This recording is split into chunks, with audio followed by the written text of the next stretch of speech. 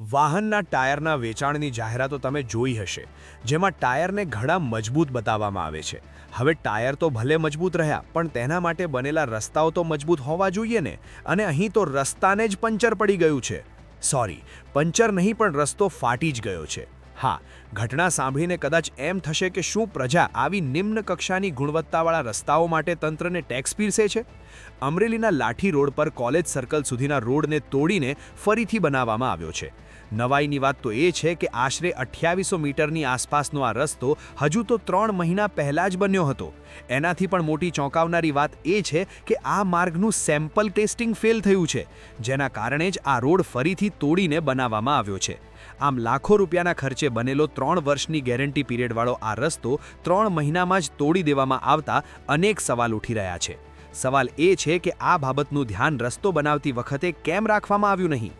આ બાબતને લઈને અમરેલી કોંગ્રેસ તાલુકા પ્રમુખ મનીષ ભંડેરીએ શું કહ્યું તે સાંભળો. સંપૂર્ણ રોડ છે આરસીસીનો બનાવવામાં આવ્યો. હજી તો 3 મહિના પહેલાં જ રોડ છે એ બનાવ્યો. હજી તો એનું લોકાર્પણ પણ કર્યું નથી. અને રોડની અંદર મસ્ત મોટી તિરાડો પડી ગઈ હતી. લોક ફરિયાદ અને વિપક્ષે જ્યારે અવાજ બુલંદ કર્યો ત્યારે ના છૂટકે પણ એ રોડ છે એ ફરીવાર તોડીને બનાવવાનું કામગીરી છે એ શરૂ કરવામાં આવી છે. માત્ર આટલું જ નહીં, કોંગ્રેસ દ્વારા ભાજપ પર ભ્રષ્ટાચારના આરોપ પણ લગાવવામાં આવી રહ્યા છે. હાલમાં રસ્તાનું કામ ફરી શરૂ તો કરવામાં આવ્યો છે, પરંતુ તે કેટલા સમય સુધી ટકે છે તે તો આવનારા સમયમાં જ જાણવા મળશે.